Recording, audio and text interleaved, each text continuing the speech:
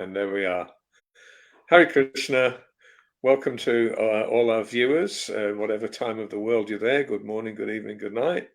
Those who aren't joining live, please also comment on the threads. But if you are joining live, we'd love to hear you. This is a really big topic, and this will probably be one of many. We're joined by Abhidheya, who I've recently got to meet and is quite an inspiring Vaishnavi. So a really good person to have as our first interviewee on this topic. But we suspect that others will contribute in due course. Maybe Janava Mata will join us if she can work out the technology. But Abhidheya, please say a few words about yourself, what you do.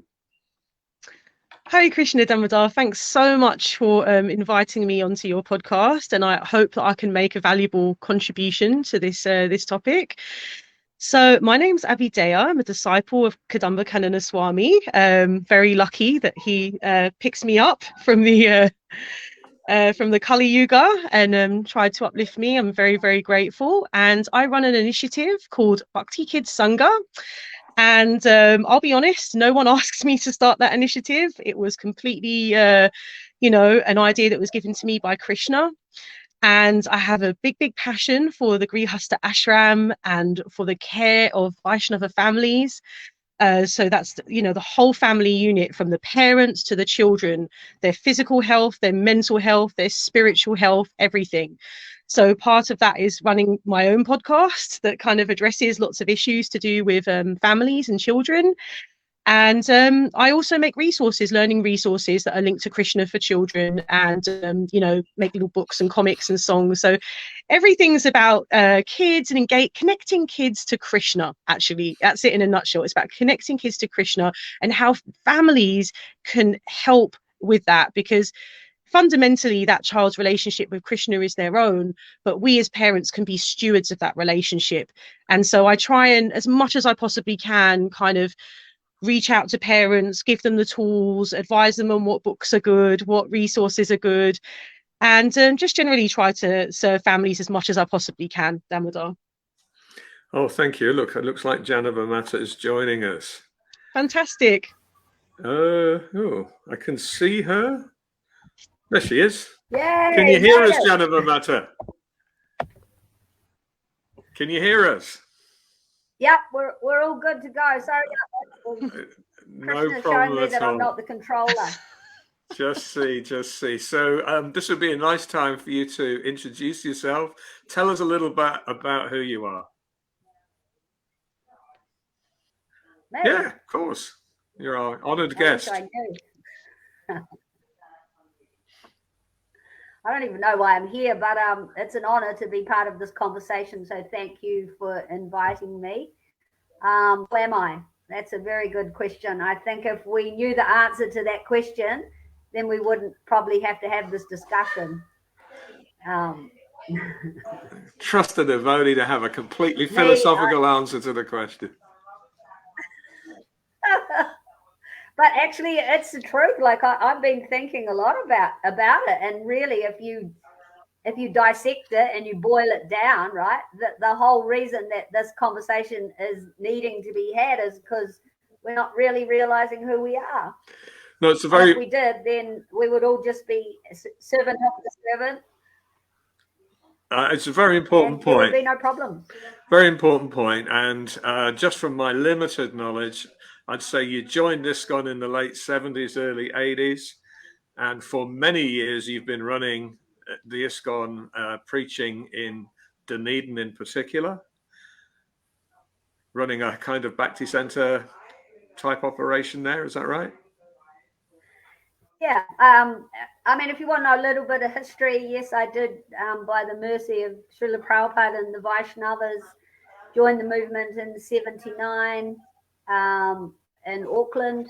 And then we went down to Christchurch and started the Christchurch Yatra. And then I went to Sydney and I was there for a while on the women's Sankirtan team, and then to Melbourne for a couple of years, and then back to New Zealand, to Kasambara, Prabhu, spent 7 years collecting and establishing the New Varshan community there. And then we went to Berlin and established the temple there, and then to Christchurch and managed that one for 12 years. And then I came to Dunedin in 1997 to retire and started teaching vegetarian cooking, and ended up feeding 300 students a day lunch for 25 years. And now we have a beautiful Bhakti Centre. And actually, the reason that I was a little bit on the hop was I've just come from a home program that we had at one of the devotees' houses, where there was probably 30 people there chanting the holy names and soaking up the mercy of Srila Prabhupada. So that brings you up to date. How's that? Yeah, that's great. And thank you. And look, I was very excited to have you both join us, because you're doing, both of you, so much for the Krishna consciousness movement and engaging so many different souls, which is the real mission, introducing people to Krishna and helping cultivate tender faith into strong faith and so on. So I'll say a few words just to frame the issue here. Krishna consciousness, one of its central tenets is we're not these bodies, as you were hinting there, Janava. We're eternal spirit souls. And we're also taught that the practice of bhakti, savupadi vinirmaktam, we should be trying to get free from the upadis. Whether that's man, woman, or New Zealand English, or any of these kind of upadis, these temporary designations. And yet we find ourselves in this movement, which has a lot of cultural practices that potentially don't feel like, as a female practitioner, as a Vaishnavi, you're getting the same opportunities, or that your contributions are seen as valid, as worthwhile, and so on. I'd like to ask you about your coming to Krishna consciousness, because I think the messages around where do you fit in this movement, this must be an interesting thing for every woman who comes to the movement at some point, to either encounter some interesting statements that maybe Srila Prabhupada has made, or just some attitudes in general. You guys can stay at the back, or hey, how come the women aren't singing and giving class like the men, or whatever it may be. So I'd love to hear about how you came to Krishna consciousness and how you first made sense of those things and sort of negotiated them and still became committed and involved, because some people must bounce off when they encounter that. It's a hurdle they can't surmount. So maybe we'll go to Abhidaya first for that, and then we'll come to you, Janava. Sure. So I'll start by just sharing how I came to Krishna consciousness, and then address the second part of your question. So I came to Krishna consciousness when, I was, I'd had a whole karmi life beforehand, right? And I'm going to be honest, I was pretty miserable in my job and in my life. I was a single parent. I was working in a job I really, really didn't like. I was having all these kind of, little nagging health concerns because I was so miserable. It was manifesting as disease, of course. And I started practicing Ashtanga yoga just as a means of health, preserving health, right? And as I was practicing and I was kind of digging deeper into it, I thought, there must be more to yoga than just what happens on a mat, or there must be something more to this. It's such an ancient practice. And so I started digging and digging, and then I found mantras and reciting mantras. And it was only when I started reciting mantras that I realized that there was like a toxic negative loop just running in my head, basically on repeat, that was quite focused on myself and making disparaging comments about myself. And I just began by chanting the Hare Krishna Maha Mantra. That's the one that I gravitated towards too. So I started chanting Hare Krishna, and I ordered myself some beads online, and I started listening to Radhanath Swami's lectures and reading books. And this all took place before I actually went to a temple.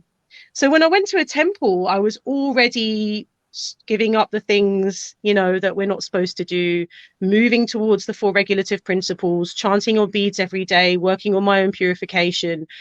And, I think sometimes it happens the other way around. We go to a temple, we meet devotees, and then we start introducing practices into our lives. But I was kind of starting to practice and get involved before I went to a temple. And then when I went to a temple for the first time, it was Diwali, and Sri Prahlad was leading the kirtan. And the rest, as they say, is history. I was very, very lucky that the first time I went to the temple, Sri Prahlad was there leading the kirtan. There was a wonderful energy. And Prabhupada's philosophy just resonated with me so, so much. The chanting of the mantras just, I couldn't explain it or describe it at the time, but it was doing something for me that nothing else could. You know, antidepressants or this or poses or breath work, it just, nothing was doing for me what chanting the mantra. I know that's a very egocentric way of looking at it, but when you're a beginner, that's kind of how you are, you know, so you're looking at what can it do for me, whereas what can, rather than what I can do for it. So that's how it was in the beginning. And then, you know, I first came to the temple, and then I start, you know, you come with this very idealistic view that you're going to go there, it's a spiritual community and everything's going to be perfect, or at least that's how I thought it was going to be. And then I realized that actually a lot of the issues that we face in the wider world, like women being subordinate or maybe getting lesser roles or any of those things, they still exist inside a spiritual community. They're not non-existent, they're still there, or at least that's been my experience. I don't want to, you know, that other people's experiences might have been different, but for me, I noticed that there was still bullying, still sexism, still racism, still domestic violence. All of these things that we see in the world around us, unfortunately, are present in ISKCON. And that didn't put you off. That didn't deter you. You didn't go, hang on, is this how women are treated here? I'm not sure I can reconcile that with being, you know, a healthy spiritual organization. I just thought it was maybe a high expectation from my end to expect this utopian place. But I also kind of want to be part of making it better, or hoping to redress the balance maybe. You know, I want to kind of put the question out there of what does a healthy society look like? A healthy society made up of just one group of people wouldn't be a functioning, sustained, self-sustaining society. You have to have the elderly and women and men and children and all of these groups together for a healthy society. And so a society that kind of elevates and upholds just one group of people or gives all the power to just one group of people is going to be a society, I believe, in my opinion, that will struggle, because there has to be that representation for all, so that the rights and the safety and the protection of all, it filters down from the top.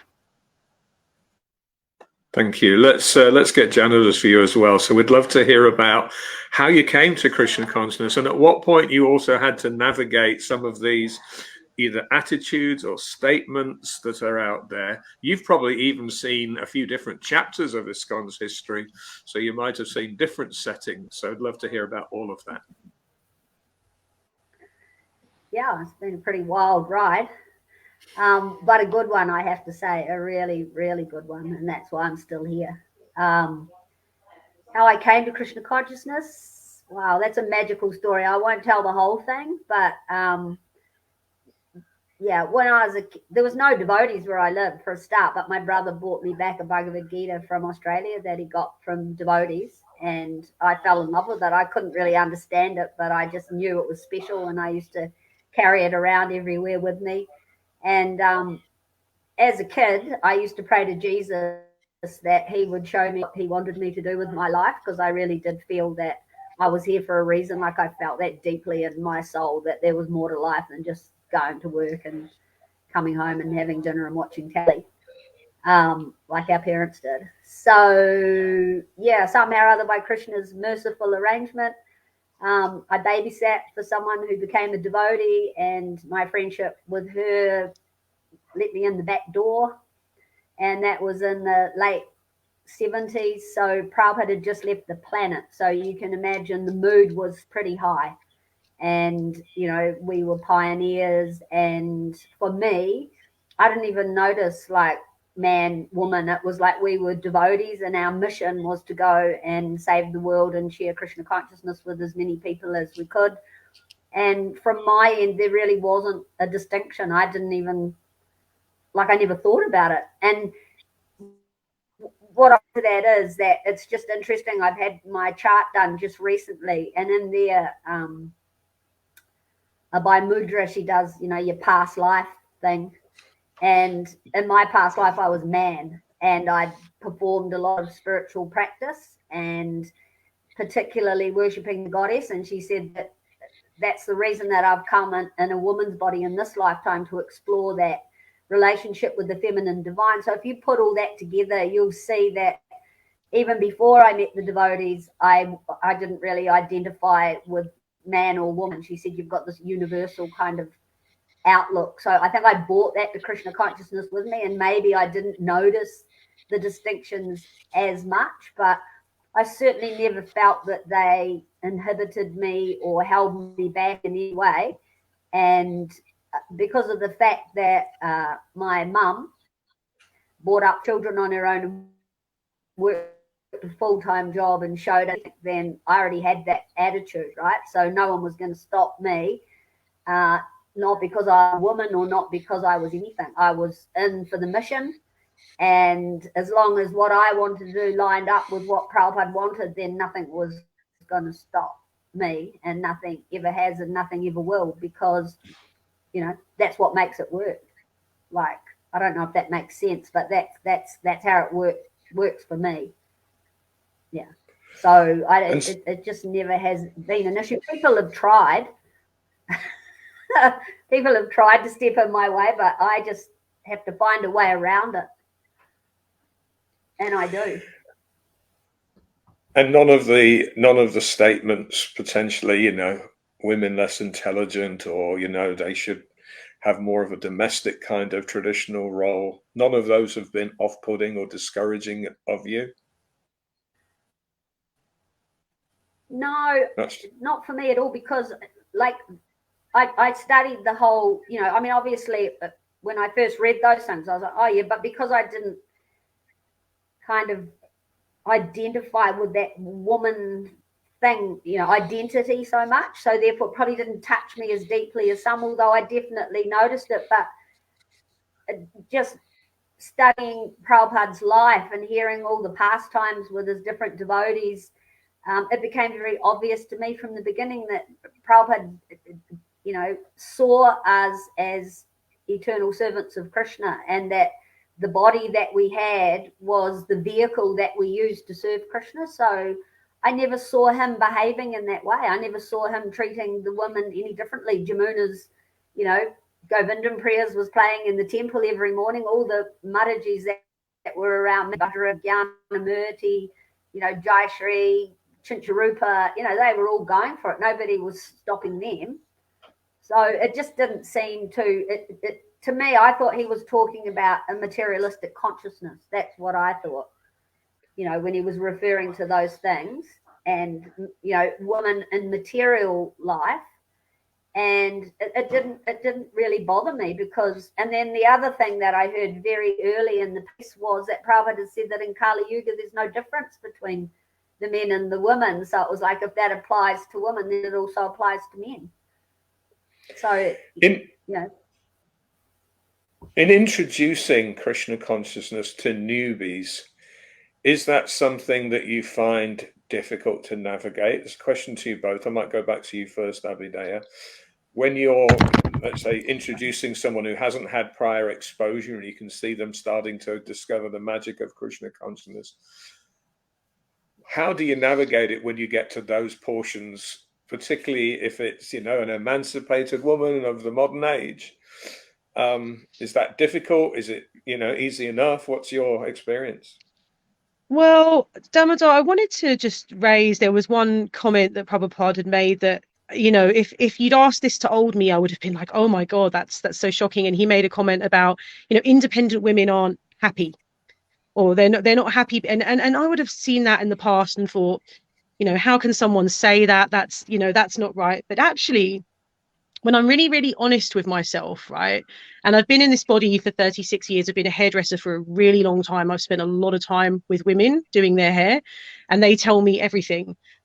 That all of the women that basically didn't, sorry, I know this might hurt some people, but all of the women that didn't get married, that prioritized their careers, were extremely sad that they had done that. And they all vocalized that to me.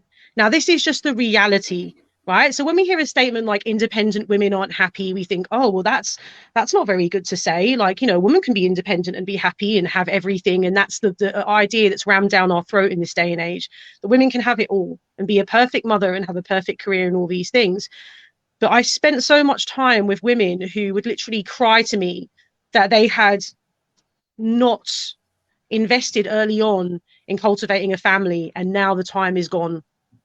Their fertility has run out, and now they have no hope of ever having a family. And it was heartbreaking, actually. Heartbreaking to see over and over and over again. And that's just a reality of like something that I've witnessed women go through, non-devotee women. And I used to do the hair of women that were, you know, very, you know, politicians or aides to politicians and had all these amazing careers. And they all said to me, I regret emphasizing my career above finding a partner, a husband, having some children. And now it's too late for me to even freeze my eggs or do some kind of intervention.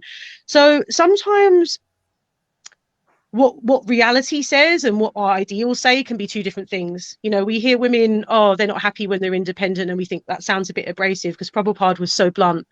But actually, in truth, no one wants to be on their own. And most women are biologically hardwired to want families. Not all women, but most. And the women that miss out on that aren't happy. You know, I'm just going to be blunt. They're not happy. I've spent so much time with them and they're not. So when I'm preaching, I try to focus on all the positives. And I teach, you know, I've taught in yoga studios quite a bit, newcomers to bhakti, people that are practicing physical yoga like I did, but moving into bhakti. And I focus on the philosophy, and I focus on Prabhupada's struggle that he went through in coming to the West and introducing all of these people to Krishna consciousness. And to be honest, I don't really go there with the statements. I don't even go there. I focus on the philosophy. I focus on the wonderful story of Prabhupada. You know, that Leela is so inspiring to anyone and everyone, even non-devotees like the Hare Krishna film, because Prabhupada's story is so inspiring, you know.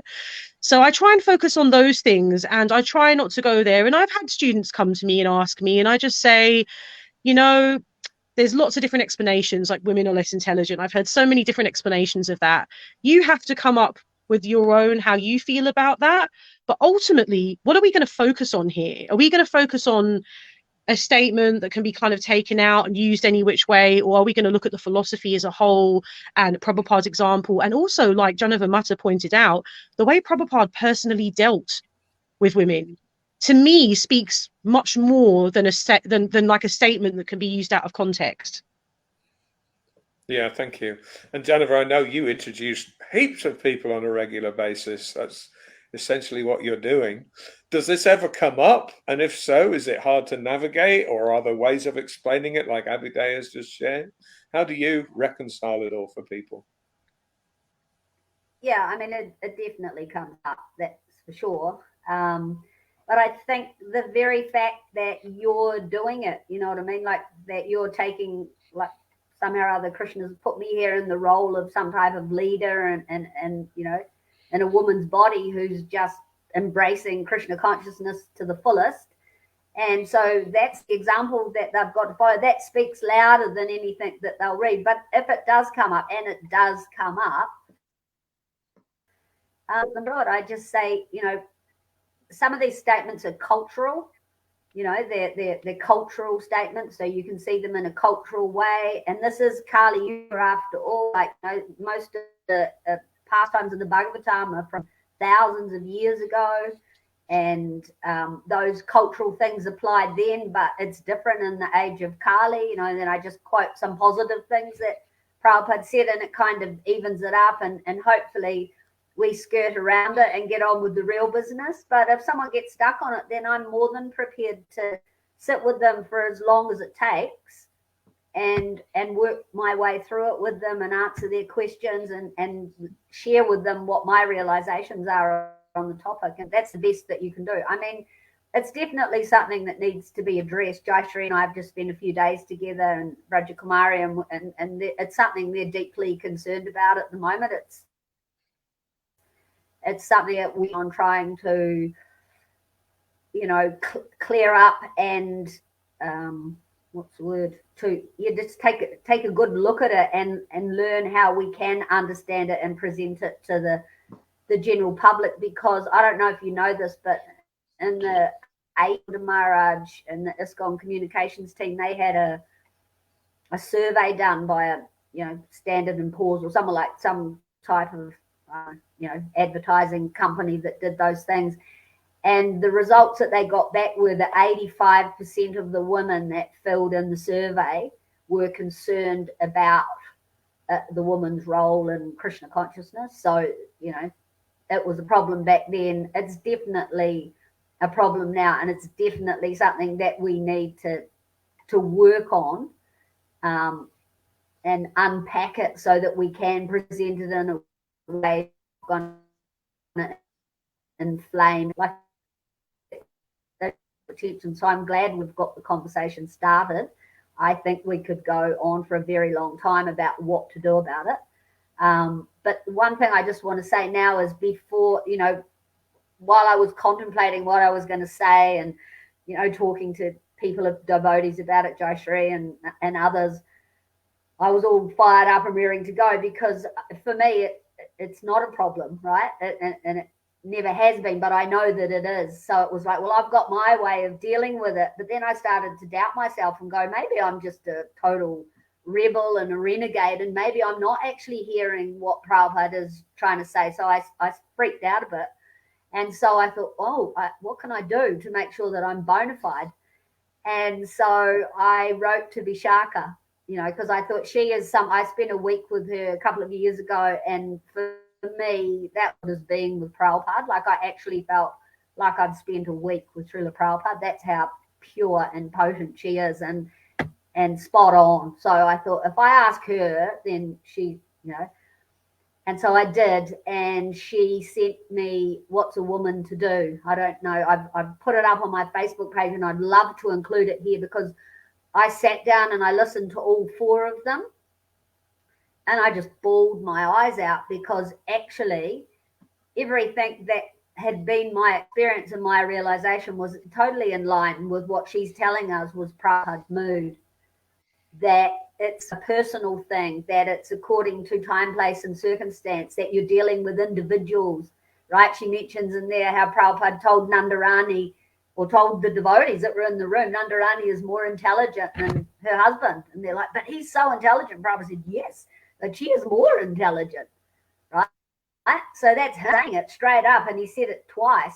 And she gives so many other examples, which I won't go into now, but the whole thing just blew me away. She's taken a look at it. She's unpacked it. She's gone into all the hard questions and all the hard comments, and she's presented them in just such a fantastic way, without diminishing or discrediting what Prabhupada's saying, but showing it in a new light. And I really think that every woman devotee in the Krishna consciousness movement should sit down and take an afternoon and listen to it, not just once, but many times, because every time I listen, I'm hearing something more. And what solace and kind of clarity and just a feeling of empowerment and shelter I found from listening to that. It was like it was coming from Prabhupada's mouth. And I tell you, it's powerful. So that's my go-to shastra for a woman's role in Krishna consciousness. And, yeah. Thank you. And Vishaka, as people may know or may not know, is the temple president of Bhaktivedanta Mana, and so taking on massive responsibilities. And perhaps Vaishnavis doing temple presidents roles is still relatively rare, but it's certainly on the increase. I'd like to pick up your point about culture, because there does appear to be a sort of culture war in the host society, as well as in our own movement. We have some people who are super traditionalists. And you've described different ages of the movement, Janava, where in the early 60s, as in the mid to late 60s, the early days of the movement, that sense of designations was also almost minimal. Almost every temple was started by a husband and wife couple. Everybody would take turns leading kirtan and giving class and so on. maybe somewhere around the early 70s to mid 70s, it became a little bit more male dominated. And even there's these horrible urban legends where certain swamis were of the view, we should send all the women to Australia, all the women and children, just leave the brahmacharis alone. And this idea that the brahmachari was the prized joiner, and the women were just an allurement or something that had been reduced in those ways. Prabhupada was, as we say, quite an innovator. And so things like giving second initiation, actually, I believe Srila Bhaktisiddhanta Saraswati Thakur also did that. But this was a breakthrough, and there was quite a bit of criticism that Vaishnavis were getting Gayatri and those kind of things. So we will certainly look at some quotes.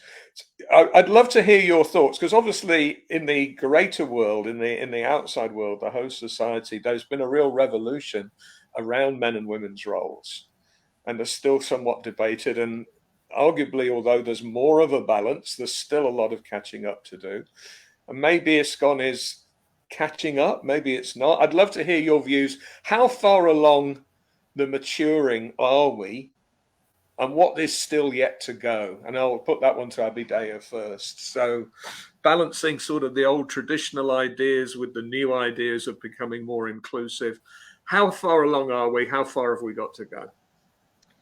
So I feel like with regards to the traditional ideas, one thing I really appreciate about ISKCON was it kind of values mothers, or at least I feel like there's a message about valuing mothers in our sastra from Prabhupada, Chaitanya and his mother. Like and in the modern society, we have completely lost that. There is you almost look down on as being a mother, and heaven forbid you should choose to stay at home if that's your choice to do, and that's what works for your family. You're kind of almost looked down upon, like, don't you want a career? Don't you want your own money? Don't you, and I feel like that's kind of sad that we've lost that in the outside world. A neighbor just the other day was sharing with me that she never takes maternity leave. She goes back to work after like 4 weeks of having the baby and gets an au pair. And I always talk on Bhakti Kids Sangha about how formative the first 5 and 6 years of a child's life is. And if we can even just get any amount of time for connection with that child, so important.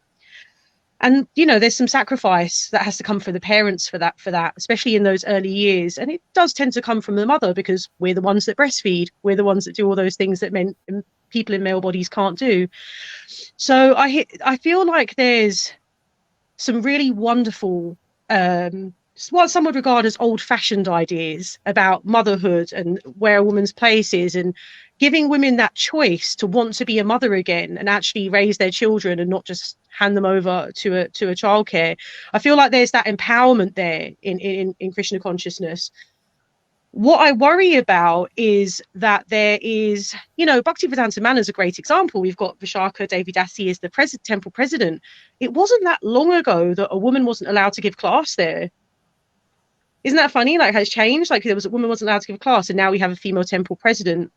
And there's I've heard some pervading attitudes about, well, women shouldn't be in leadership. Women shouldn't, we should, the ladies' kirtan night disappeared at our local temple.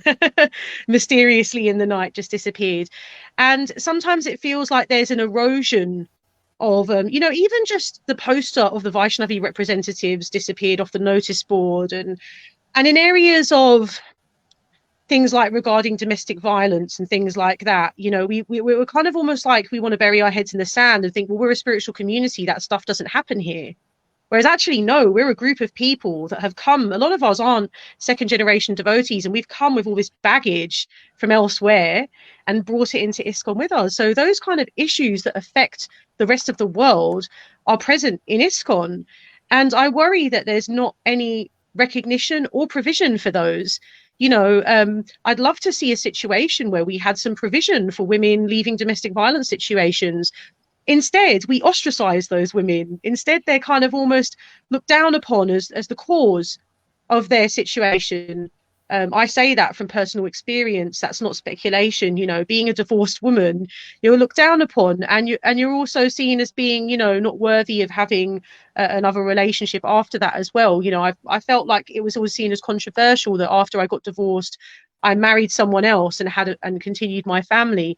So there's definitely some attitudes there, which I think, and I say this coming from an Indian body, I have an Indian parent, that there are some traditional Indian values that kind of get brought over about, stay in that marriage at all costs, even in the face of domestic violence, even when the children are being harmed. I don't think that it's healthy for us for a healthy society to propound those ideals, because then cycles of trauma are generated that go on through families, sometimes for generations. Like those attitudes, I feel like could go a long way in shifting. Yeah, thank you. Let me give you a scale. Imagine there was a -10 through 10 scale. At -10, oops, I'm trying to make sure my hands are the right way around for you to see them. At -10, we have, this is so oppressive and so fundamentally restrictive of women, it absolutely puts people off. And no sane woman would join this movement. That would be a -10. And a +10 is we've got the settings perfect.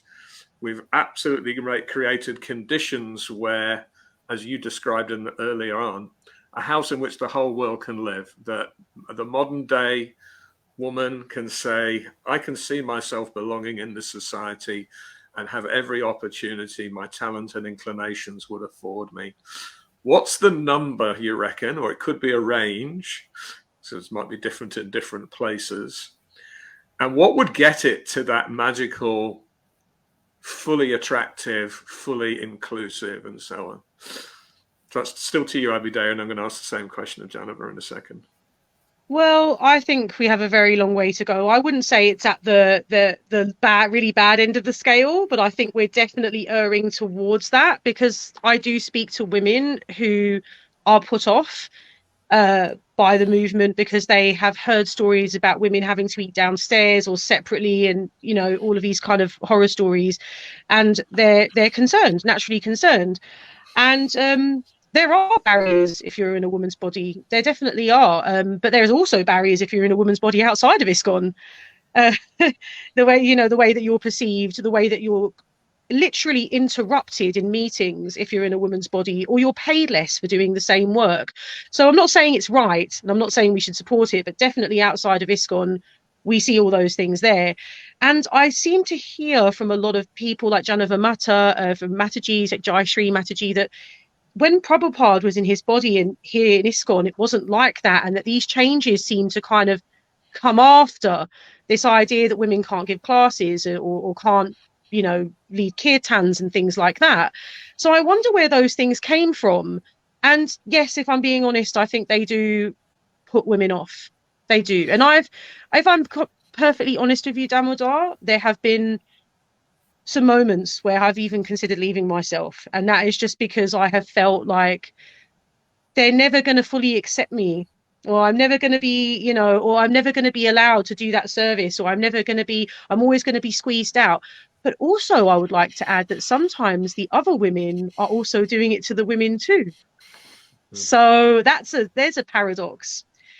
Sometimes the stuff that goes on in the temple and the women that get kind of discriminated against, it's sometimes from the other women as well. So we also have to learn to support each other and work together and uplift each other if we want to be respected and recognized for our services and included more and all of those things. I would highly recommend working together, putting together cultural things aside of Indian or Western, or do you go to Govinda's, do you go to HKCC, do you go to ISKCON Sydney? All those things need to be put aside, and we need to come together, the Matajis. So what kind of number? Give us a number on the scale. I'm thinking, 10 was the worst, wasn't it? So I'm thinking... No, 10 is absolutely perfect settings. -10 10's perfect. Yeah. Oh gosh, you're asking someone who's terrible with numbers. I'm erring towards at the worst end. It's not in the middle. It's erring towards the worst, and it varies from yatra to yatra. If you look at ISKCON Phoenix, they have a female temple president. They have lots of women's programs and child protection programs and kids programs. So some centers are different as well. So let's get Janova's view, but I might come back to you and ask what would be some incremental improvements that you think could be easily done. But Janova, same question to you. On that scale, what would you say the setting is?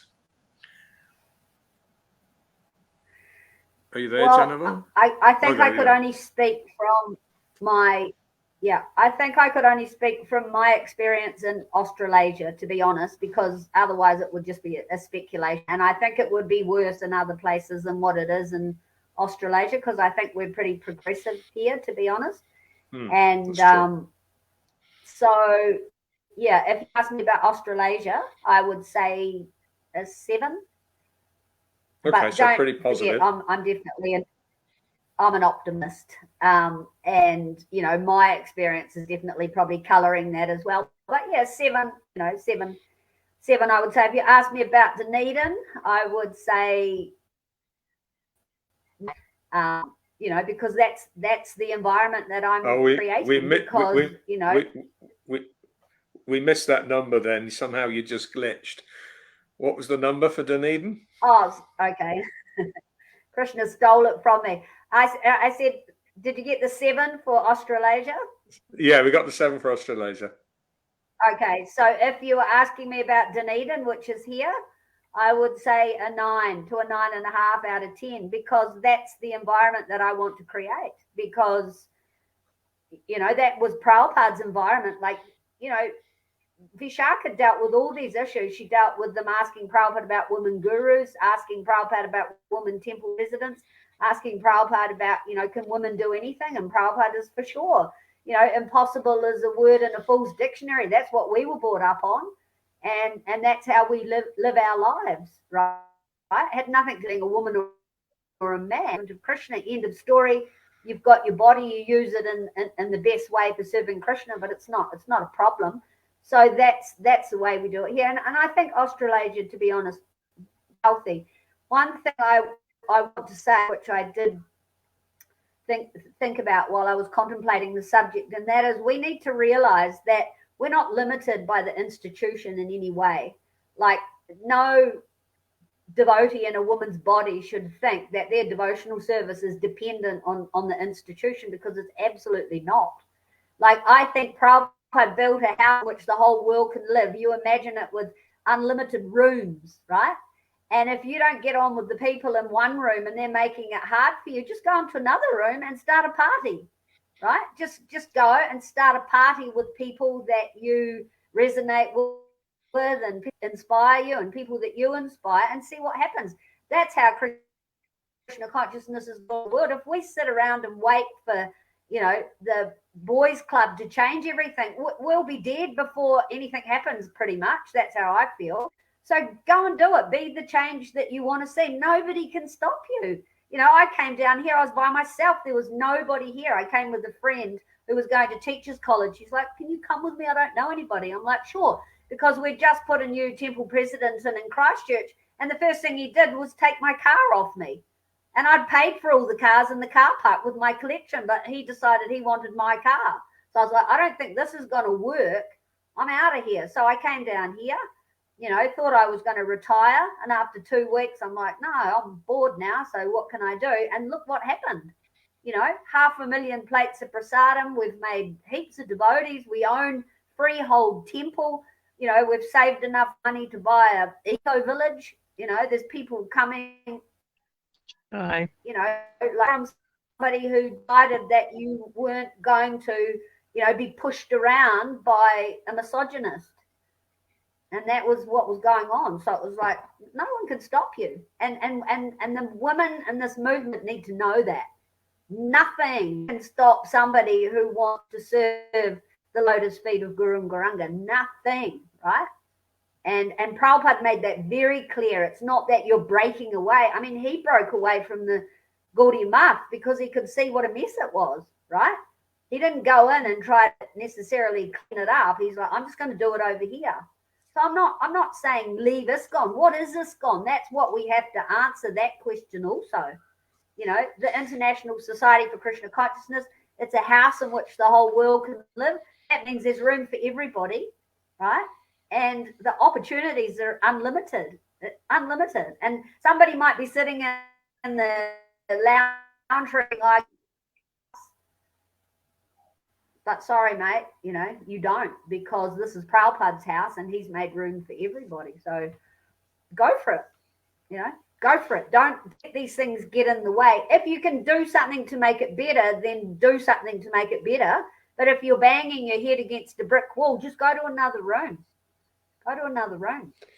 There's so many people waiting for us. You are one of those rare gems that's quite entrepreneurial and have a huge sense of agency. No, and I imagine because you are the leader down there in Dunedin, the experience of anyone who encounters Krishna consciousness in such a setting with a role model like you will have a totally different impression than someone in a very traditional setting. Hopefully. I mean, it might put some people off, it might put some of the men off, but hey, what can I do, I have to admit, I'm a little sorry. And credit goes to my mum, because sorry, I think I've frozen. No, it's okay. I think stop talking. No, you're good. I think there's a little bit of a delay occasionally. Yeah. Anyway, that's enough said. I'm outing myself now, the renegade that I truly am. But it's okay, because Prabhupada's giving me full permission, I feel. I hope I get to meet you one day. I think you're showing how important leadership is, and how that, like I was saying before, filters down to the community, because your experience is like completely different to mine, because you've built somewhere where people aren't discriminated against, and where people are welcomed, and they are, given service according to their nature. And it's your leadership has created that little miniature society. And I think that's awesome. Thanks so much for sharing that. Yeah, but all to, like Jayashree and, Pratapna, look at them. Like, look what they've done. She's not holding back. She's all guns blazing, right? She's an incredible devotee. Achincha Rupa, as, this, working alongside Aniruddha, look what they're doing. I mean, you can take so many women in our movement that are actually doing what I'm doing and more, but you don't hear about them because they always hold the husband up as as the prize, right? I was married for 17 years. Carlos and I managed Christchurch Temple, Wellington Temple, and the same mood was there, because he has that mood as well. His mood was, we're all serving Krishna together. So, it really depends on who's running the show when it happens in a temple, you know what I mean? But, progressive Vaishnavas, devotees that see it as it is and were brought up in that time when, in Prabhupada's time, basically, where everyone was one big family and they were just going for it together. That's the mood that they'll continue with, and those that have got another agenda and another mood, they'll do it the way they think, it's meant to be done, but that's their interpretation. You've got to go back to what Prabhupada, how Prabhupada did it. And, you've all alluded to that, and it's a fact. The history is there. You talk to the Madhajis, who are Prabhupada's disciples, they saw it all change. It was never like that when Prabhupada was here. The women and the men stood side by side. Nobody was held back. The men tried to make it like that, and Prabhupada shut them down. Like they said to him, the sannyasis said, Palika, right? Palika was cooking for Prabhupada. They're like, we can't be around a woman. Prabhupada said, then you go. Right? And then he, they didn't want to play the Jamuna prayers. Prabhupada said, what is wrong with you? I listen to it every day, right? If you don't like, having the women around, then go to the forest. That was his mood. So how does it, why have we allowed this other stuff to creep in? It's our Vaishnav. That's what I think. It's really bodily concept of life. Sure, there's a way of doing things that works, right? But that's based on respect and love. That's not based on what type of body you have. It's based on love and respect. And a truly sensitive Vaishnava will know exactly how to behave in whatever situation they're in. Nobody has to tell them, you're a woman, behave like that. know, because if the heart's clean, then you can sense what needs to be done and what doesn't need to be done, and what to say. Krishna will guide you from within. Are we not capable of hearing his voice? You know, so just on that subject, just on that subject of being a Vaishnav, there is a famous verse from Padma Purana that I often cite when I hear people, because there is a group of devotees, and I want to talk about this, who see this progressive mood as feminism and some kind of contaminated influence of the modern world and anti the old traditional ways. So we'll talk about that backlash. But here's a verse from Padma Purana. I don't know the meter of it. Ache Vishnu Shiladhir Gurushuna Maratir Vaishnave Jati Budhir. So that's the first line. If you see the deity as stone, if you see the guru as an ordinary person, if you discriminate against any Vaishnava based on their jati or the family that they've taken birth in, but arguably it's the same comment about an upadi. Don't think here is a Sudra devotee, or don't think here is an Indian devotee, here's an American devotee. And I can't see why you would not say that's to do with male, female as well. And the last line, if quite famously, Savai Naraki Sa. Prabhupada used to quote this a lot. Someone who thinks like that the guru is, an ordinary person, that the Vaishnava belongs to a particular class, and that the deity is stone, is of a hellish mentality. In other words, it's actually hellish to consider Vaishnavas due to their designation and due to their body. And you can certainly tell that there are some, I typically call them the Taliban, the Vedic Taliban, who they can't even utter the word Vaishnavi. They'll only ever talk about women, and with that sort of contemptuous or disdainful kind of tone. What do you make of this reaction?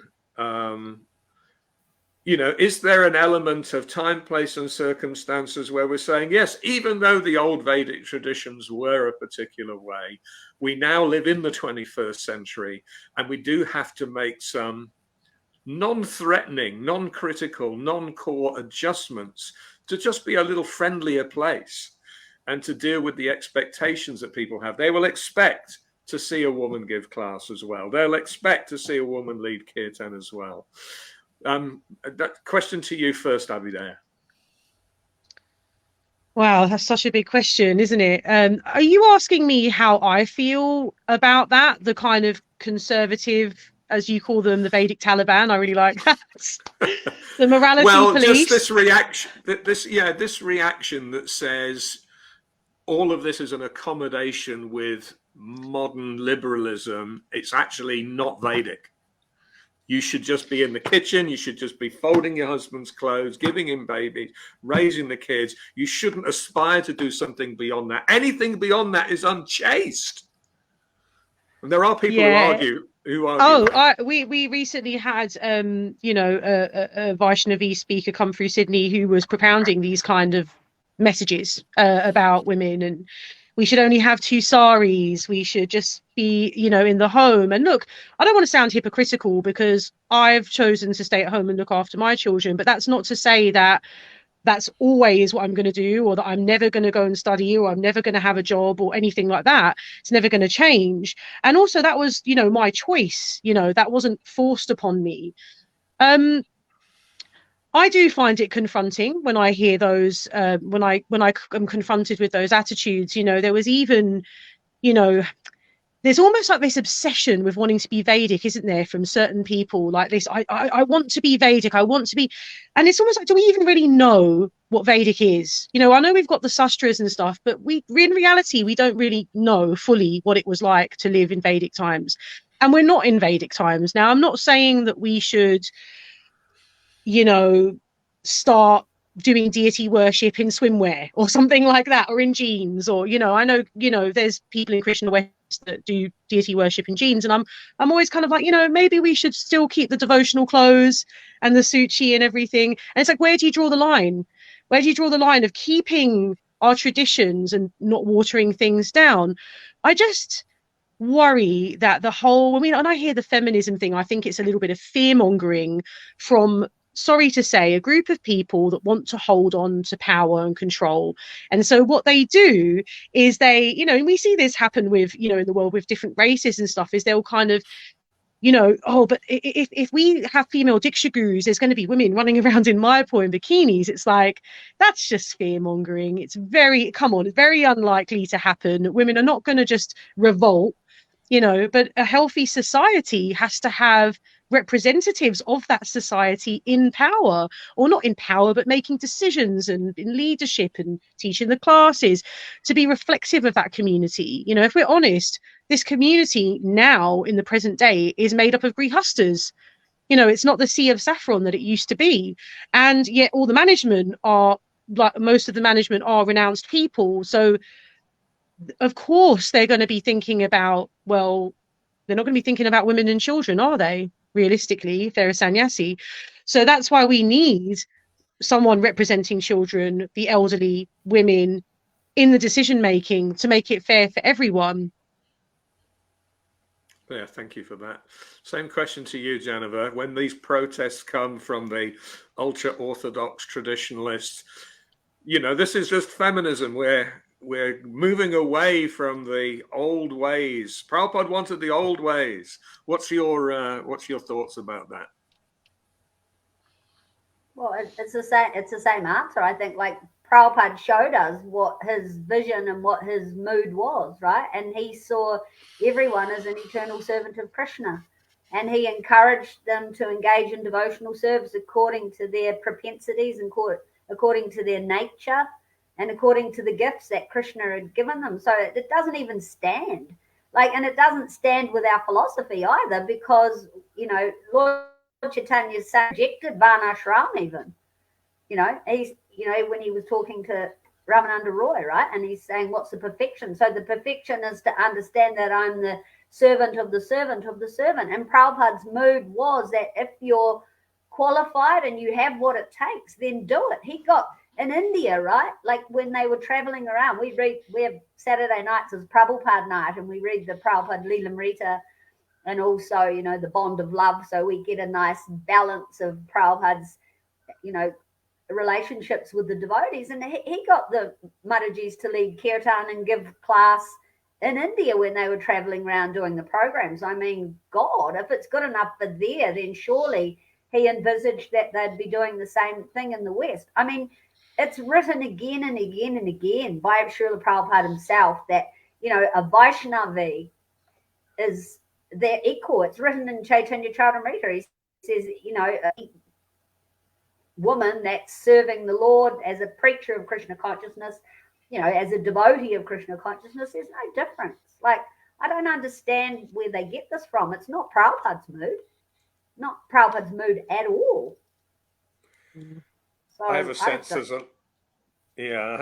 a lot of people read their own motives into Prabhupada, and then they co-opt the quotes that seem to support their own pre-existing attitudes, because Prabhupada was certainly a great innovator.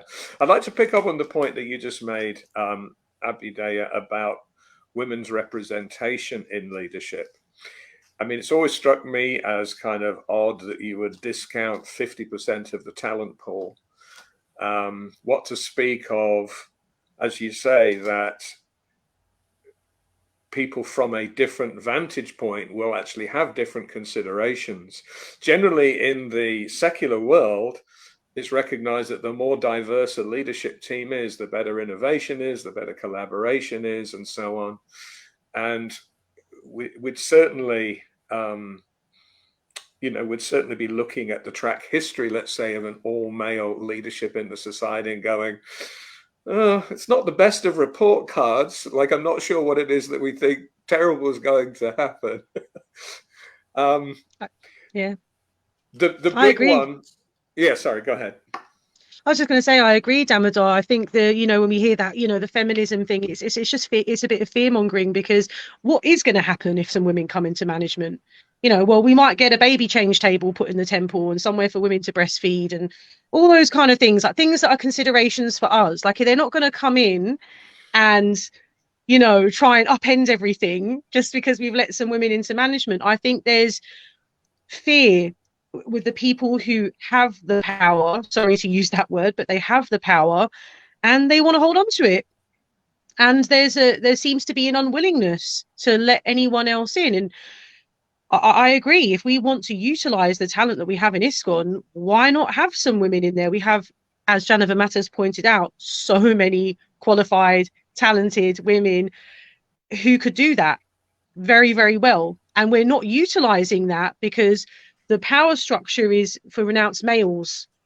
And then we won. Like, I took someone to the temple for the first time a couple of weeks ago for a children's festival, and she took her 2 kids, and she was like, "Oh, there's nowhere to change a nappy. There's nowhere for me to breastfeed. And I was like, look, we just don't have those things. Just aren't even considered here.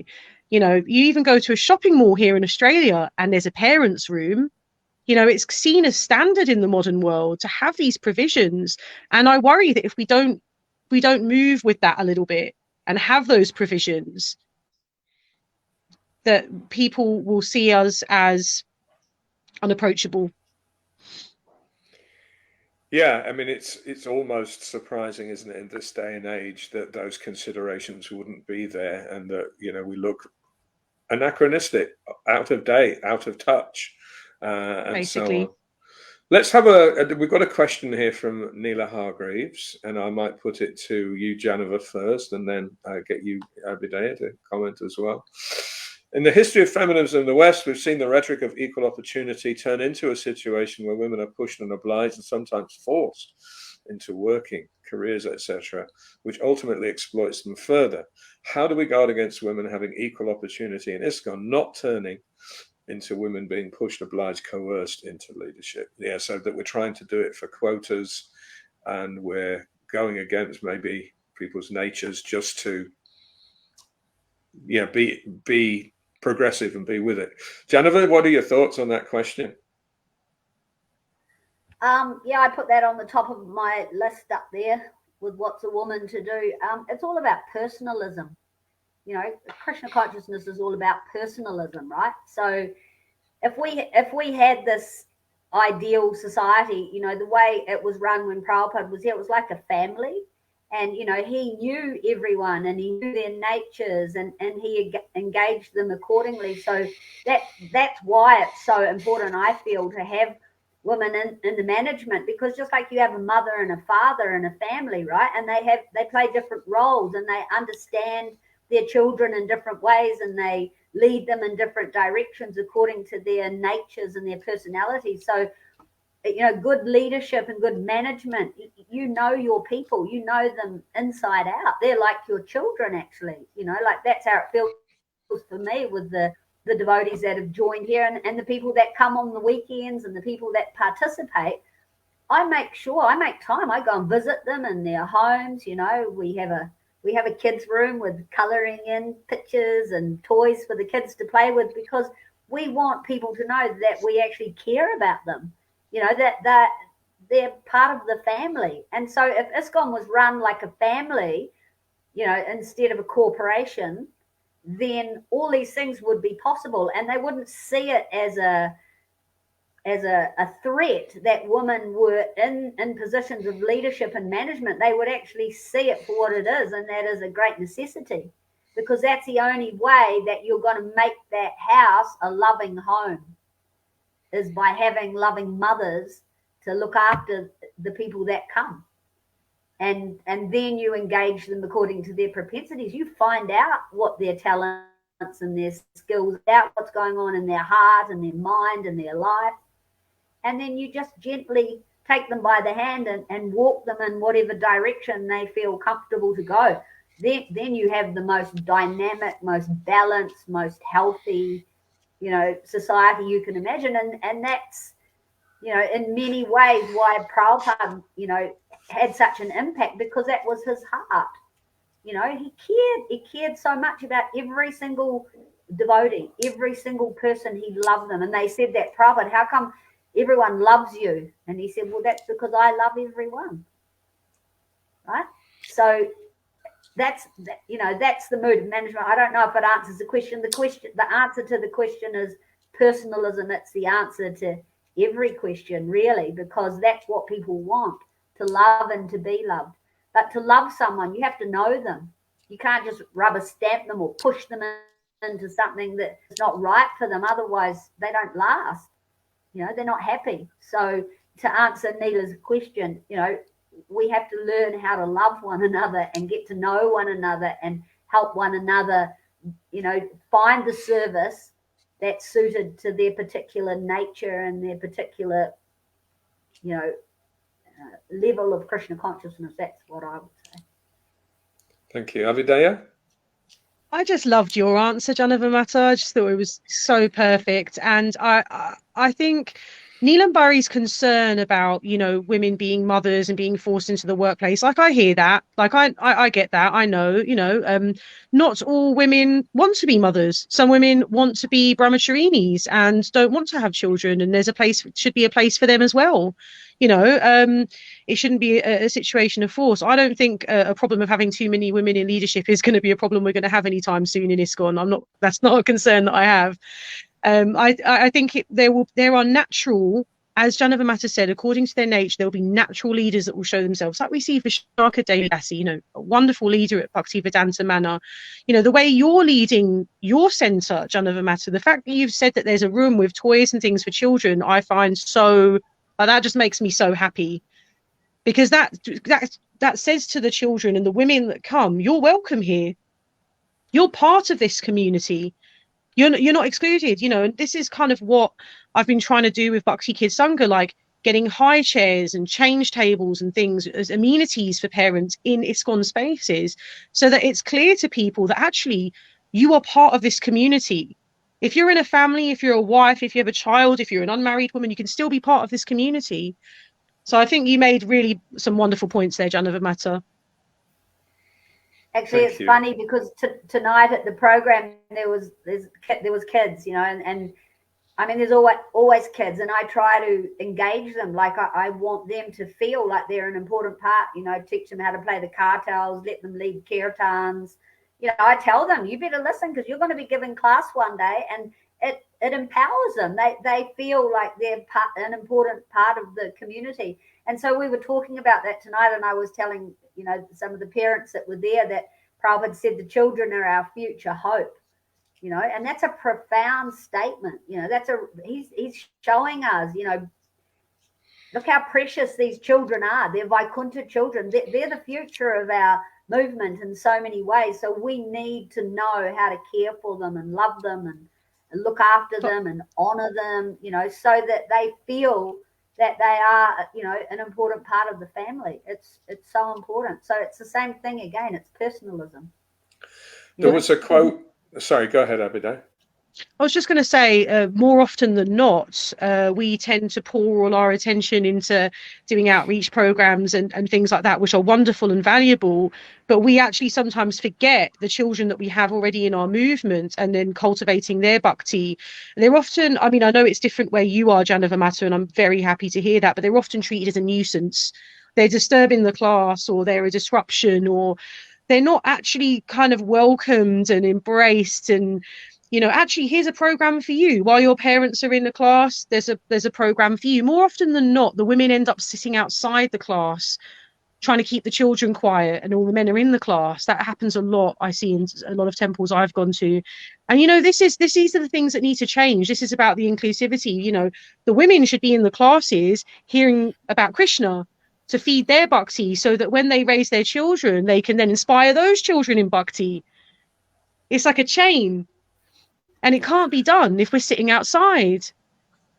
It's very true. And I remember working for Stephen Covey. He used to have a little musing about leadership that I thought was so profound. And I think it captures what you're both talking about, part of Prabhupada's magic. He said, leadership is communicating people's worth so clearly they see it in themselves. What a really interesting way of doing that. And I do feel that one of the things that Prabhupada had this extraordinary talent to do is make everybody feel like their participation mattered and that they were a worthy person. And it's absolutely true. If as leaders we're not thinking that way, and there are people who feel like they are treasured, but others who feel like they're an afterthought or they're not even on the radar, that's a terrible situation, and that's certainly not a house in which the whole world can live. Let's get a couple more. There's a few other quotes coming in. So I think one of the comments here about, yes, some women don't even get to have children, even if they perhaps wish they could.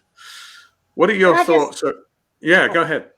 No, because I wanted to say it before when Abhidaya was talking that, you know, as brahmacharinis, you are also mothers, because you're mothers to everyone. Like if you actually are a brahmacharini, then, you know, that's why I love the term mataji. It's not a dirty word to me. It's an honor. It's an honor to be called a mataji, to be a mother. So we're actually the mother of every living entity, right? So whether you have your own children or whether you see, you know, all the living entities in the world as your children, you're relating to them in the mood of a loving mother. That's, you know, that's what Prabhupada said, right? Preach with the heart of a Bengali mother.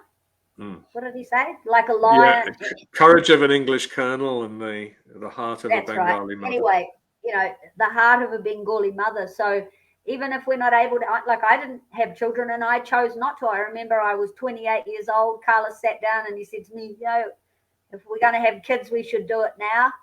And I just said to him, look, you know, as much as I would love to, I feel that there's just so many children in this world that need love. So, you know, I just want to give my love to the ones that are already here that don't have enough. You know, it takes a lot of energy to bring up a child. There's no guarantee that comes with it. It was my particular choice. And, you know, since I've had my astrology chart down, I can realize what fed into that. But the fact was that was my genuine desire, was to use the energy that I had to give love to those children in the world that don't have it. So whether you have your own children or whether you don't, also Abhidaya, you know, the women can help each other when it comes to looking after the children. We Carlos, because they were my friends that had babies, right? And they're sitting outside on the stairs looking after their kids.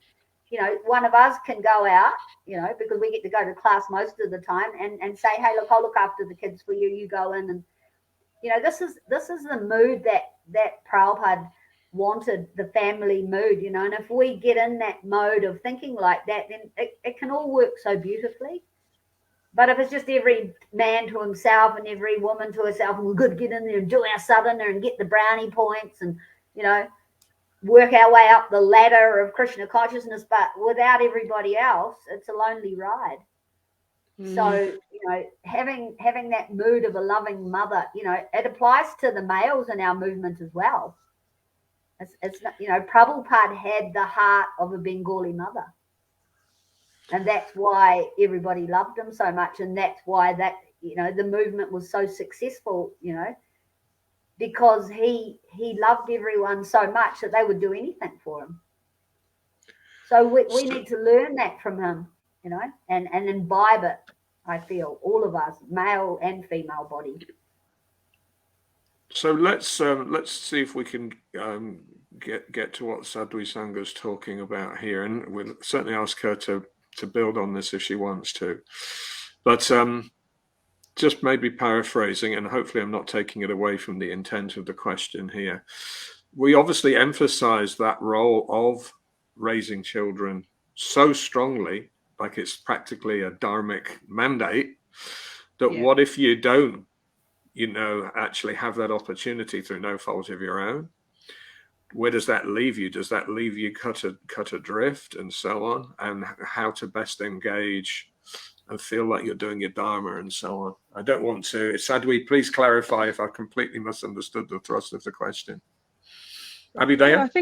I think I mentioned earlier that, you know, not all women choose to have children, and that's fine. You know, I've got women in my family that have chosen not to have children. In fact, interestingly, one of the members that chose not to have children is a school teacher and has literally hundreds of children when she goes to work that she gives breakfast to every morning and looks after. So the nurturing side's still there. So yeah, some women either don't want to have children, or maybe there's a medical condition or something like that. And I just think that should be that individual woman's choice, and that there are so many services that need to be done that yes, I know it's not always a choice. Sometimes it's, you know, our biology has dictated, maybe we had a health problem or something like that. You know, and there's so many services that woman can do. What, you know, not just being a mother is not the only service of a woman. You know, there's many other things that we do as well. And I know many grihasta couples who are married, doing wonderful service, running outreach centres or preaching and teaching, running kirtans, who didn't have children. And I personally don't see the harm in that. I mean, it's my small humble opinion, but I don't see the controversy in that personally. Like, if that's their choice, and if they can't, then I'm very sorry if that's the case and you wanted to. But like Jonathan Matter was saying, we have so many children in our congregation. You know, I know one Mataji who loves children, but because of health reasons, she couldn't have a child. So she runs children's services. She does the Sunday school. She gets joy that way, and she gets that connection with children that way. And she is wonderful at it, by the way. You know, so that, you know, there are options. There are options there. I don't feel you should sort of look down on yourself because you weren't able to have a child. You know, be kind to yourself. I liked what Janova said earlier about it. Ultimately, we're a personalist, you know, movement. And as a father of a daughter, actually, I've got a couple of daughters, but I certainly wouldn't want to say there's elements of the practice of Krishna consciousness that are just not available to you. Don't even aspire for these things. I just want her to feel fully enfranchised and the world's her oyster. And, you know, gratefully, she's actually adopted that kind of mindset. But it is, yeah, I don't like this idea that we've proscribed certain things that you just can't do. You know, your body is something you can't transcend, because that is, as Janova said, so antithetical to Prabhupada's mood. I might even just share a few of Prabhupada's other quotes here, because there was a few that I sourced, and get your thoughts on them. Oh, that's interesting. I thought I had one here on this page. This was one that I sourced earlier. In India, all the acharyas and their descendants later on acted only from the man's side. Their wives were at home because that is a system from old times, that women were not required to go out. But in Bhagavad Gita, we find that women are also equally competent, like the men, in the matter of the Krishna consciousness movement. Please, therefore, carry on these missionary activities and prove it by practical example that there is no bar for anyone in the matter of preaching work for Krishna consciousness. Yeah, because there's definitely going to be some of those traditionalists that we've spoken about who would say, what is it, you know, women preaching and going out distributing books? They should be in home raising babies and ironing their husbands' quarters and so on. I take my kids out on book distribution. Okay. Yeah, just take them with me. Yeah. Sorry, I just wanted to add that in. You know, it's not about, they're not a barrier, and being a woman and being a mother isn't a barrier. You can still be those things and do all those services and do those things as well. You can. Here's a little one from a walk and a conversation in 1974. These women are not ordinary women. They are preachers. They are preachers. They are Vaishnava. By their association, one becomes a Vaishnava. So again, that distinction. There's the famous one, and maybe this is an ultimate type of participation. The professors O'Connell, both are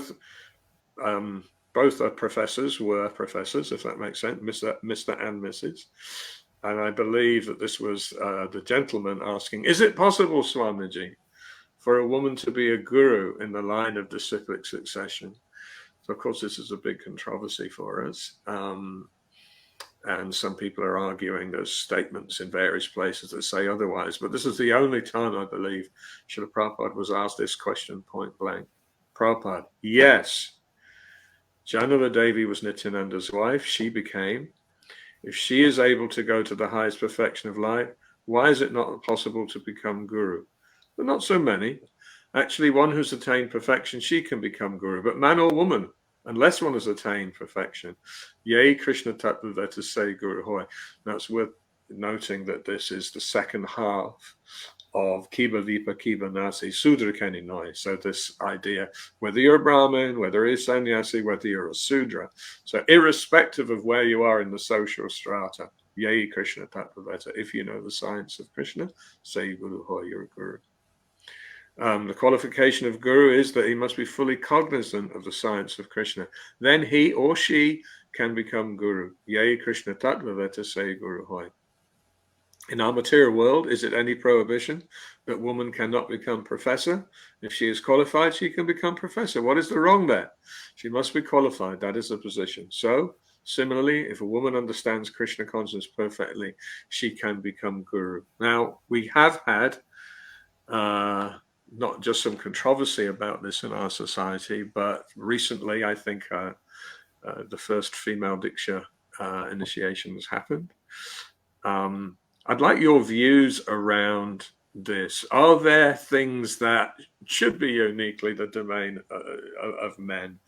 Or is it that, yes, there's a high likelihood that some Vaishnavis will feel more inspired and encouraged and engaged by being able to seek shelter and guidance from a Vaishnavi? So that question to Janava first. I think Prabhupada already answered it. It's pretty straightforward. It's kind of obvious, isn't it? I mean, like he's saying, if you know the science of Krishna and you have, the qualities of a guru, like in the nectar of instruction, they're listed, right? Someone who's controlled the tongue, the belly, the genitals, and the senses is qualified. So if you've got the qualifications, then you can do the job. If it's your desire, and obviously if there's people that are approaching you wanting that reciprocation, I mean, it's a no-brainer, to be honest. I can't understand why it's a controversy. I really, really, really can't. Like, the question is, are these devotees qualified to do that service? If the answer is yes, then they do the service. I don't understand why. Honestly don't. I don't understand why it's a controversy. Sorry, that's all I've got to say. Like, I can't understand why it's a problem. And even our Gaudiya Vaishnava history shows us there was Janava Mata, there was Hemalata Thakurani, there was Ganga Mata Goswamini. There's many in our line. So, yeah, I mean, I can't understand. I think it will come as no surprise that I'm completely in support of female Diksha gurus. My husband is a disciple of Her Grace Narayani Mataji. I mean, like you said, if they're qualified, and I can't think of someone who's she's so qualified, I don't see the issue. And also, like, here's a question: did having men and only men in power making all the choices and giving Diksha, has that worked for us so far? Like, let's ask ourselves that question. Has it worked? And I think the answer is no. I'm sorry, it hasn't worked. And so some changes need to be made. We have seen, and this isn't to say that all the male leadership is like this. I'm not saying that at all, but I'm talking about having exclusively male leadership and giving Diksha. That hasn't always worked. And we have seen gurus having fall downs. We've seen abuses of power. We've even seen cover-ups of child abuse. So maybe having some women in leadership and giving Diksha might redress some of that balance. And, disciples, it's a personal relationship. You as a disciple approach your guru. And so if you have approached a guru who's in a female body and that's who you want as your spiritual master and they are qualified, what's the harm? Very mindful that we're almost at the hour and a half, and it's pretty late for you, Janava, so we won't let you miss Mangalati or anything. I'm just warming up. You're just getting started. Okay. Now, Sadhvi Sangha is clarifying, just the point that she was making earlier. So it's to do with the acknowledgement, a place of significance. Do you have a view here or a response to Sadhvi Sanga's point? Are you asking me, Damodar? Either of you. If you want to start us off, Abhidaya. Sure. I mean, I would say that there's definitely an emphasis on women being mothers and that being valuable. And maybe I could understand how a woman who hasn't had a child might feel invisible, because there's such an emphasis on it's the dharma of a woman to have children. And as we know, there's some women that can't, or, I'm making these points looking through the eyes of a new person stepping into a KC society. Exactly. And they would, but even just, okay, not women and mothers and being mothers aside and having children, women's experience when they come into ISKCON is so varied. And one of the observations that I've made watching, people come through is that when you're a young, attractive girl, sorry to say, you are welcomed much, much more than if you are, say, like me, a middle-aged woman who's had a few kids and, my beauty is a thing of the past. You're not valued in the same way. I'm just being really blunt here. Sorry if this is a little bit controversial. But, the girls that come through that are young and, youthful, they get given the harmonium lessons. They get given the cartel lessons. They're at the front of the Haranam. And that women who come through, and I have seen this, women that come through who are middle-aged, they come in as devotees, they feel invisible. They have communicated that with me. And they are convinced it's because they are a bit older and they're not perceived as being as beautiful or something like that. That's what they're expressing to me. And so, yes, there are these barriers for women, maybe women who don't have children, who are a bit older and they're new to the movement.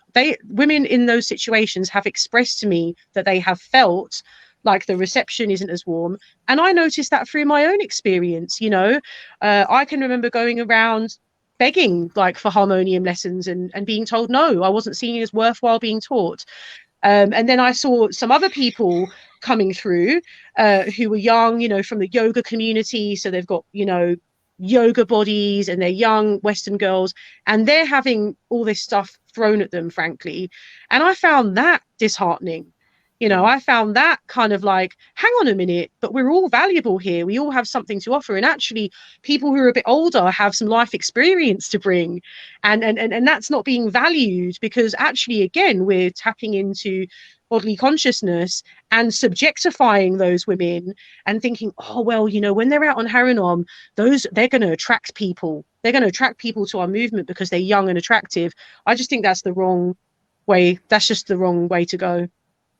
I really do. So I understand the question that there's this almost sense of feeling invisible because you don't tick those boxes of what being a woman should be in the common view. So I sympathize. I don't know what the solution is though, but I sympathize. Okay, it's just a clarification. It's Kamaniya rather than Sadhvi Sangha that's asking those questions. I thought so. You recognized. I knew. Oh, yeah, I knew who it was. Yeah. I hope I tried. It's hard for me to speak from the experience of a woman who hasn't had children because I've had them. So it's hard for me. I don't want to project anything onto a woman whose lived experience is different, but I can see how a woman who hasn't had children and isn't fulfilling that role as okay, I'm a mother, might feel a bit invisible in the temple or feel somehow a little bit ostracized. But I would like to say that she is a wonderful mentor and to many of us, including myself. So, biological children aside, there's many, many people who respect Kamaniya. Going back to the point that Janava was making, if we're personalists, yes, we appreciate Varnashram and everyone has their Swadharma and so on, but it's not like that's just some brutal regime to impose upon people. It is a framework around how we'll be best situated and happiest situated. But beyond that, we're all still people. And therefore, dealing with each individual and their individual needs and their individual personalities and their individual desires to contribute and their individual talents is better than simply saying, no, you belong to this classification this category, and this is the box that you go in, and don't you dare exhibit even anything outside of that. That just seems to be a very unloving kind of way of thinking of things. I'm thinking about moving towards wrap. There's another comment here from Mahajan. Can I Guru's a just question. say one Yeah, thing? go ahead.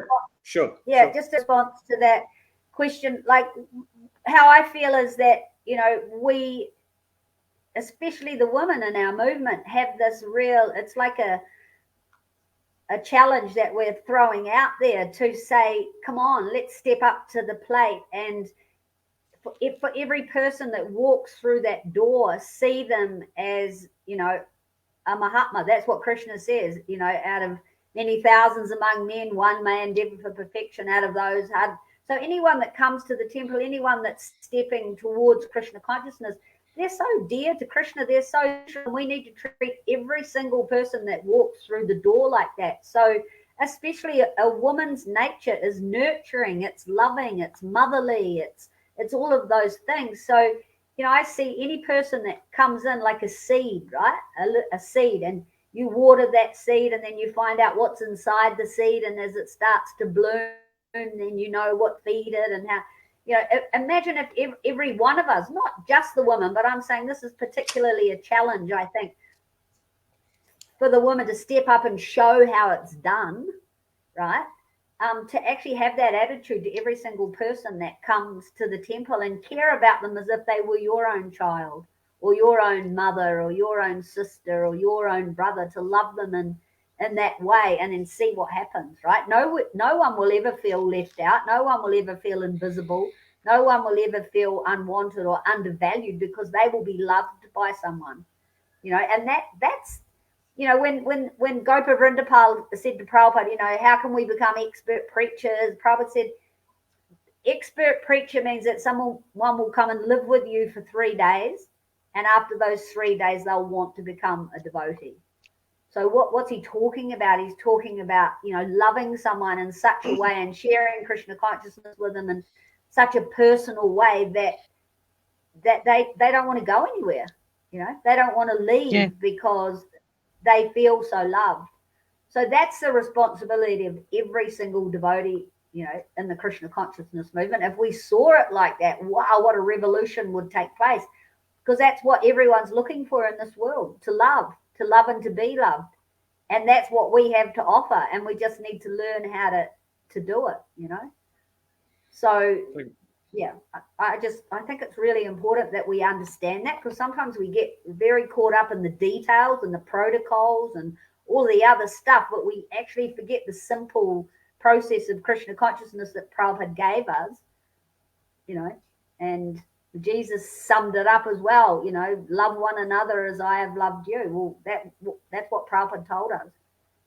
So sorry, but I had to get that out, because I just think it's really important, you know, that we understand this. You know, it's so easy to lose your soul in the process of trying to be perfect and be the best and to be the, you know, all of those things, you know, and you just forget about what the essence of Krishna consciousness is actually about.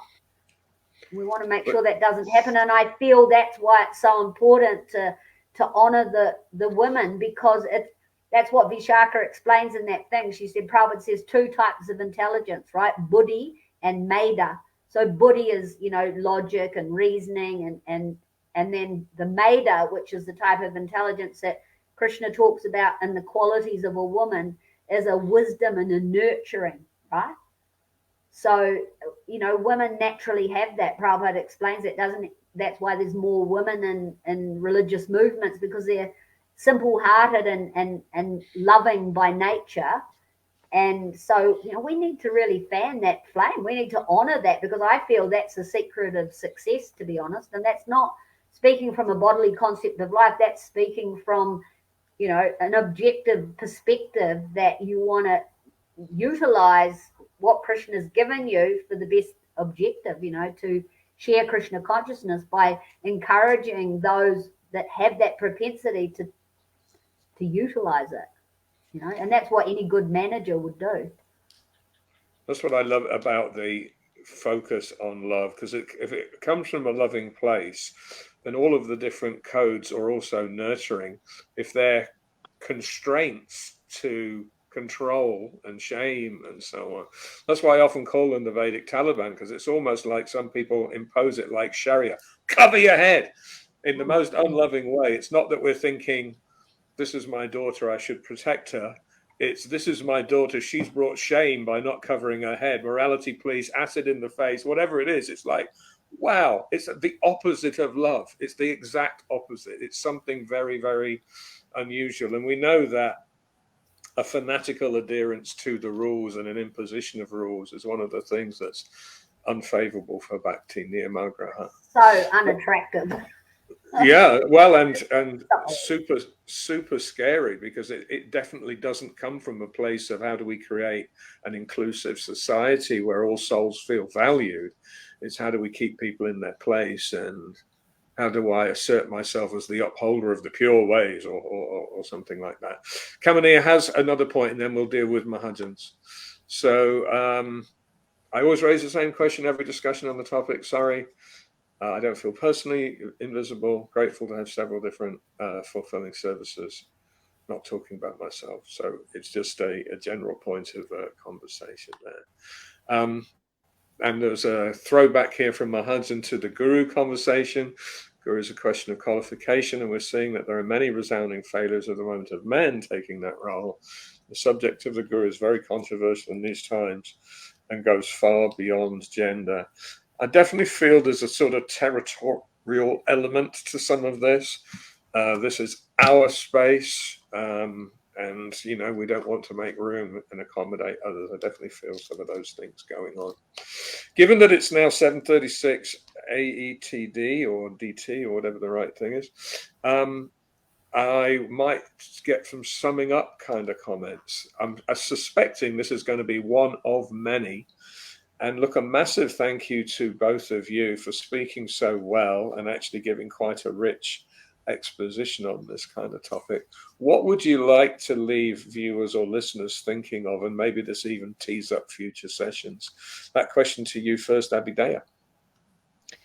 So I actually kind of, as my summary, want to kind of pick up where Janavamata left off. And what she was talking about was like, if we cultivate the mood in our temple, how we welcome people, how people feel included, there'll be no question of having to kind of recruit people, bring them in, because they'll just want to come.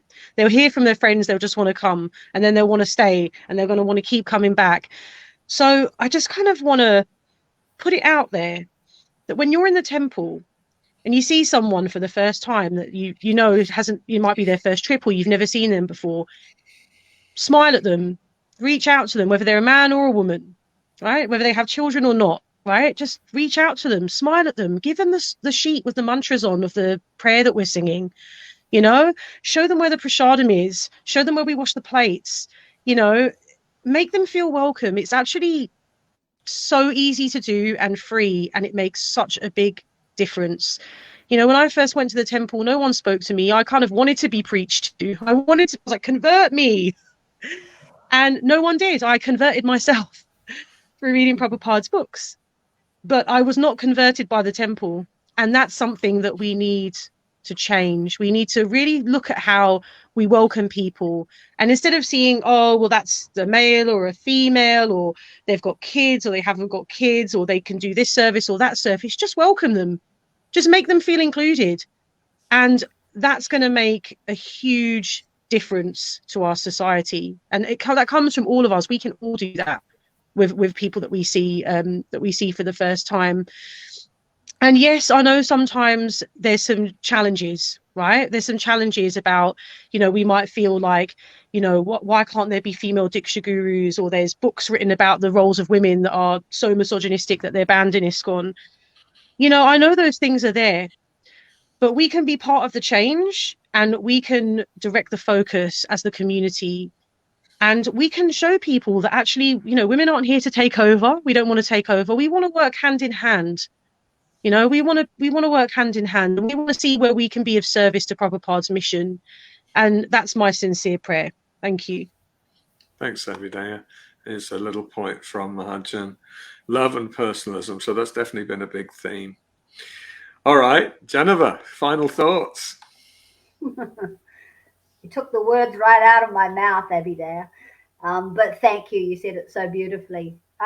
To me, honestly, it's all about love. Like, you know, if you know love, then you can give love. If you want to be a Vaishnava or a Vaishnavi, you know, make that your life mission, because the qualities that come with that are all attractive. So let's focus on becoming, you know, the servant of the servant. Let's focus on becoming more humble than a blade of grass, more tolerant than a tree. Those qualities of a Vaishnava, if you have them, you'll know exactly how to act. You'll know exactly what to do. And you'll be such an ocean of love and mercy that people won't be able to resist, you know, and that's what Prabhupada taught us. So for me, you know, be the change that you want to see. The challenge is to the individual. That's what I feel, that you become self-effulgent, right? That's what Prabhupada talks about, the self-effulgent acharyas, because they're actually going deeply into the process of Krishna consciousness. They're chanting the holy name to purify the heart of all the dust accumulated for lifetimes. They're developing the qualities of a Vaishnava. Then they're so enthusiastic to share them with others. It's got nothing to do with what body you're driving. It's got everything to do with what's going inside your heart. So, you know, that's the challenge as far as I'm concerned. The externals really don't matter if what's going on internally is real, because that's what you'll share no matter where you are and no matter what's going on around you. So if you focus on that, then I feel like everything else is going to take care of itself, because people do notice, you know, if you're getting it right, isn't it? If you're coming from a place of authenticity and humility and true love, that's going to shine a light. That's going to shine a big light, and nothing can put that light out, because Krishna says, you know, where there is light, there is no darkness, right? Mm-hmm. So we just have to hold on to that and shine the light. And, you know, finally, I'd like to wrap up by saying that who's the head of our movement ultimately? Who is it? Sri Chaitanya Mahaprabhu. Oh, Srimati Radharani. Well, yeah. Yeah, that's the manifestation for this age. But really, when you think about it, like Prabhupada says, it's Radharani, right? And so we can learn everything from her. She is the ocean of compassion. She is so full of love, and she loves us all so much. She comes, you know, as Chaitanya Mahaprabhu to give us the holy name. So we take our cue from her, and she doesn't let the boys walk all over her. You know, they put up a good fight. If they get out of line, they stand up for themselves, but always coming from a place of a deep love, you know, a desire to please the Lord. So I take my cue from her and from Gauranga Mahaprabhu and from Srila Prabhupada and from all of you. And we can do it. Like, let's just believe that we can do it, right? Let's just believe that we can all make a difference, and we will. Srila Prabhupada. Jai. A massive thanks to both of you. I think it's, we've got a thank you message here from Mahajan as well. I think you've given such a good account for anyone who might have still needed convincing. You've given such a good account of intelligent contributions from Vaisnavis. Let's hope that this also encourages other Vaisnavis to join in.